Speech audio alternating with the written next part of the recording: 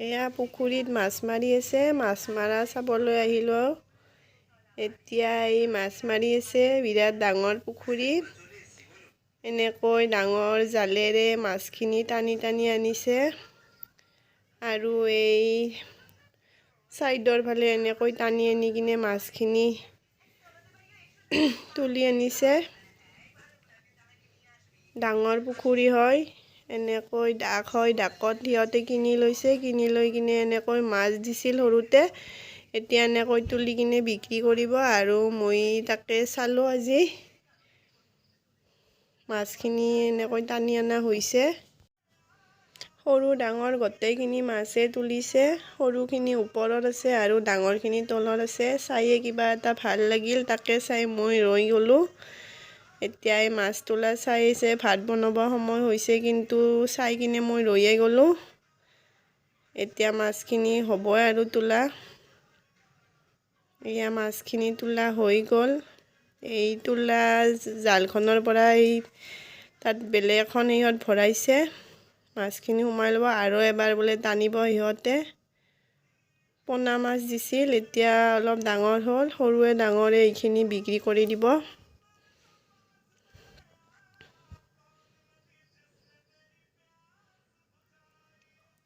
আৰু ভাত বনাবলৈ মোৰ দেৰিয়ে হৈ গ'ল, 12টা বাজি গ'ল। আৰু মোৰ চেনেলৰ পুনৰ এটা নতুন ভিডিঅ'লৈ আপোনালোকক স্বাগতম জনালোঁ। আশা কৰোঁ সকলোৱে ভালে আছে। আৰু মই এয়া ভাত বনাবলৈ আহিলোঁ। এতিয়া এনেকৈ ভাতখিনি বহাই দিলোঁ কুকাৰত। আৰু আমাৰো মাছ আনিব বুলি কৈছে পুখুৰীৰ পৰাই। পুখুৰীত মাছ মাৰিলে প্ৰায়ভাগ আনাই হয়। আৰু এতিয়া মই এনেকৈ ভাতখিনি বহাই দিলোঁ। এতিয়া এইটো মাছ, ৰৌ মাছ কিনি আনিলে আৰু সৰু মাছো দিলে সিহঁতে। আৰু আমাৰ মিষ্টাৰে বোলে বঠিৰে বাচিব নোৱাৰে, কটাৰীৰে বাচিছে, অফিচত কটাৰীৰে বাচে। আৰু এইফালে মই শাক কুটিম, এই মূলা শাক কিনি আনিছিল, সেইখিনি এতিয়া কুটি ল'ম। সৰু মাছেৰে ভাজিম শাক আৰু ঔটেঙা বনাম মাছেৰে, সেইখিনি মূলা শাক। মই তাই শাকখিনি কুটি লওঁ, কুটি কিনে মাছেৰে ভাজি আছোঁ।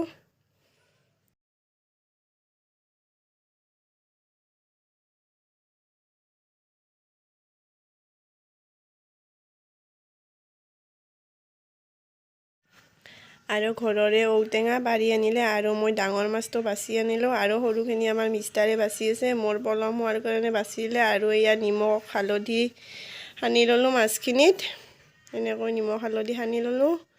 বহুত পলম হৈছে, সেইকাৰণে পুখুৰীত মাছ মাৰা চাই থাকোঁতে মাছ তুলি আৰু কিনি আনিলে, সেনেকৈ চাই থাকোঁতে মোৰ দেৰি হৈ গ'ল। এতিয়া এনেকৈ মাছখিনি নিমখ হালধি সানি লৈছোঁ।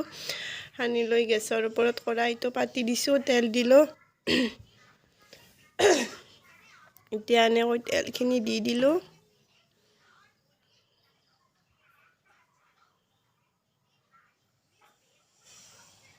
আৰু এনেকৈ মাছখিনিও দিলোঁ, ভাজিম এতিয়া মাছখিনি। এয়া মাছখিনি দি দিলোঁ।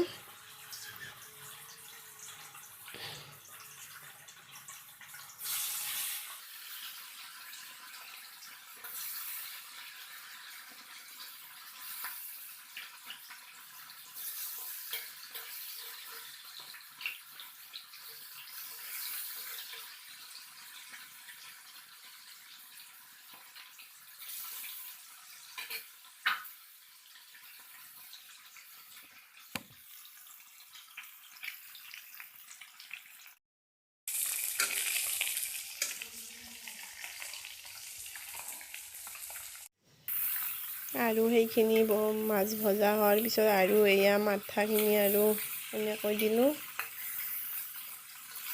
এনেকৈ ভাজি আছোঁ মাছখিনি, 3বাৰ ভাজিলোঁ এনেকৈ। আৰু মাছ ভাজা হোৱাৰ পিছত এনেকৈ সৰু মাছখিনি এনেকৈ নিমখ হালধি সানি লৈছোঁ। আধা থৈ দিলোঁ মই ফ্ৰিজত সময়ৰ কাৰণে। আৰু এনেকৈ সৰু মাছখিনিও ভাজিব লৈছোঁ।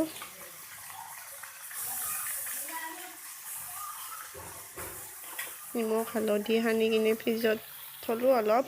আধা মই ভাজিলোঁ আৰু এনেকৈ নহৰু দিছোঁ নহৰু দি আৰু তেল অকণমান দিছোঁ ইয়াতে শাকখিনি দি দিম এতিয়া সৰু মাছ ভাজা হৈ গ'ল তাৰে লগত শাকো দি দিম এনেকৈ নহৰুখিনি দি অকণমান তেল দি দিছোঁ এতিয়া শাকখিনি দি দিলোঁ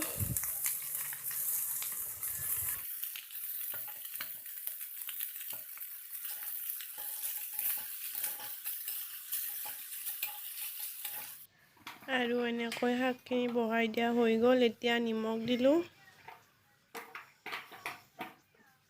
নিমখ আৰু হালধি এনেকৈ দি দিলোঁ শাকখিনিত নিমখ হালধি দি কিনে এতিয়া অকণমান এনেকৈ লৰাই দিছোঁ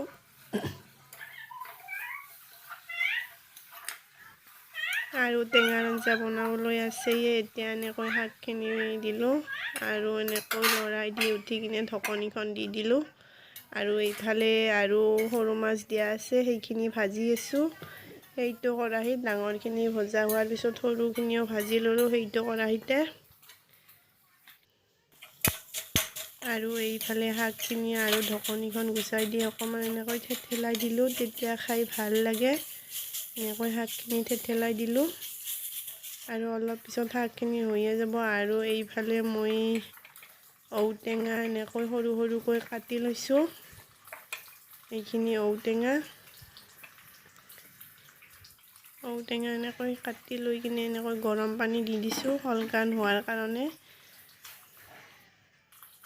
আৰু আলু দুটাও দি দিলোঁ একেলগে এয়া ঔটেঙা আলু একেলগে মই কুকাৰত চিটি দিম 3-4টামান এনেকৈ কুকাৰটো গেছত পাতি দিলোঁ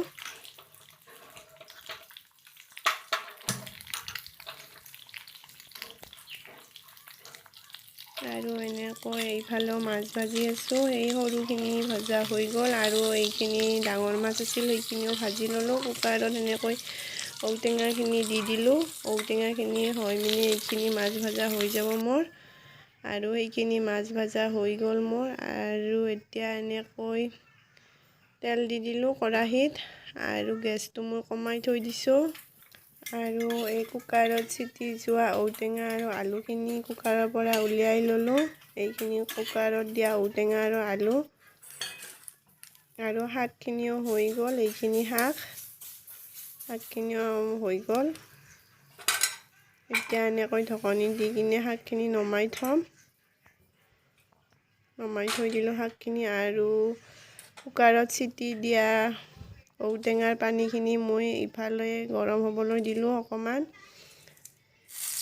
আৰু কেৰাহীত এনেকৈ পিঁয়াজ কাটিলোঁ আৰু গেছটো ল' ফ্লেমত দিলোঁ এনেকৈ পিঁয়াজখিনি কুটি দিলোঁ তেল গৰম হৈ গৈছে আৰু এনেকৈ পিঁয়াজখিনি দি দিলোঁ জিৰাৰ গুড়ি অকণমান দি দিলোঁ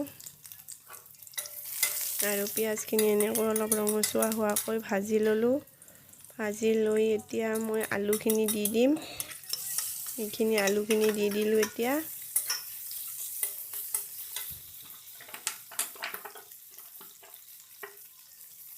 আৰু এই নিমখো দি দিলোঁ আলুত আৰু হালধিও দি দিলোঁ এনেকৈ নিমখ হালধিখিনি দি অকণমান ভাজি ল'ব লাগিব আলুখিনি অলপ ৰঙচুৱা হোৱাকৈ এনেকৈ ভাজি লৈ ল'লোঁ আৰু ভিডিঅ'টো যদি চাই আপোনালোকে ভাল পালে লাইক আৰু শ্বেয়াৰ কৰি দিব আৰু ছাবস্ক্ৰাইব কৰি দিব আপোনালোকৰ সঁহাৰিত মই নিশ্চয় উৎসাহিত হ'ম সেয়েহে ভিডিঅ'টো চাই যদি ভাল পায় শ্বেয়াৰ কৰি দিব আৰু ছাবস্ক্ৰাইব কৰি দিব আৰু এইখিনি টেঙাৰ পানীখিনিও গৰম হৈ গ'ল আৰু আলুখিনি ভজাও হৈ গ'ল ৰঙচুৱা হৈ গৈছে এতিয়া মই এই ঔটেঙাৰ ৰস উলিয়াই চেপি লৈছোঁ মই হাতেৰে চেপি লৈ এনেকৈ ৰস কৰি উলিয়াই লৈছোঁ আৰু এতিয়া গৰম কৰি কিনে এনেকৈ বহাই দিলোঁ আমাৰ আইটোৱে ঔটেঙাত দখৰা হৈ থাকিলে নাখায় সেইকাৰণে মই হাতেৰে চেপি লৈছোঁ ৰসখিনি উলিয়াই লৈ এনেকৈ বহাই দিলোঁ আৰু এয়া ঔটেঙাৰ আঞ্জা আৰু মই এতিয়া অলপ উতল অহাৰ পিছত মাছখিনি দি দিলোঁ এয়া মাছখিনি দি দিলোঁ আৰু অলপ পিছত আমাৰ আঞ্জা ৰেডি হৈ যাব। এতিয়া এনেকৈ মাছ দিয়াৰ পিছত ধুনীয়াকৈ উতল আহিব দিব লাগিব 10-15 মিনিটমান সময়।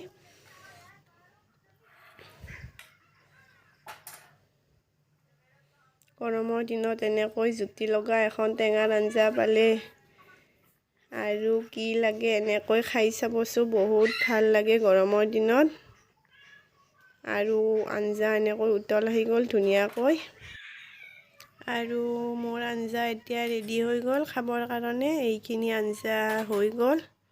এতিয়া মই গেছটো অফ কৰি দিলোঁ আৰু এইফালে মই মোৰ বাবে ভাত বাঢ়ি লৈছোঁ। এইখিনি শাক ভাজি লৈছোঁ আৰু সৰু মাছ ভাজিও লৈছোঁ অকণমান।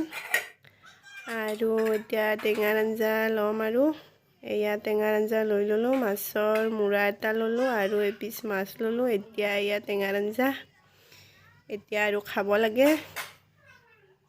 গৰমৰ দিনত এনেকৈ বনাই খালে বহুত টেষ্টি লাগে। এয়া মোৰ থালখন ৰেডি হৈ গ'ল আৰু আইটো আৰু পাপাকক ভাত দিছোঁ। এয়া আমাৰ আইটোই কিবা কৈ আছে কথা, ভাত নাখায় নিজে, খুৱাই দিবৰ কাৰণে মোক ৰখি আছে। আৰু আমাৰ মিষ্টাৰে খাই আছে আৰু ময়ো খাবলৈ ল'লোঁ। লোকেল মাছ আৰু ঔটেঙাৰে খাই এনেকৈ ভালে লাগিল। আপোনালোকে গৰমৰ দিনত এনেকৈ বনাই খাবচোন। এতিয়া মই আজিৰ ভিডিঅ'টো ইমানতে সামৰিছোঁ। অন্য এটা পুনৰ নতুন ভিডিঅ'ৰ সৈতে লগ পাম। আজিলৈ বাই বাই। আৰু এনেকৈ খাই বহুত ভাল লাগিল। আজিলৈ সামৰিছোঁ।